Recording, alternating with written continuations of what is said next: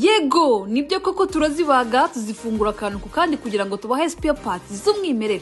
Ntabwo twabaha imodoka gusa ngo tubure no kubaha ibikoresho byazo mu gihe nabyo mubikeneye. Tubafitiye spare parts z'ubwoko butandukanye bw'imodoka uhereye kuri Toyota, BMW, Mercedes Benz, Mitsubishi, Mazda, Nissan, Honda, Volkswagen, Ford ndetse n'izindi zose wakenera.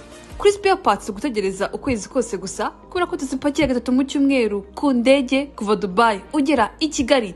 Icyo ukora ni ugutera intambwe ukatugana tukakuzanira igikoresho cyawe ukeneye maze imodoka yawe ikava mu igaraje ako kanya.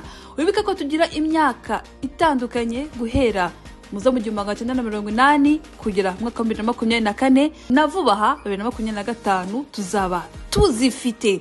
Ukeneye ibisobanuro watuvugisha kuri nimero uri kubona kuri screen zanyu. Kigali Kariya niyo cyemuye ibibazo byo gutumiza ibintu mu mahanga.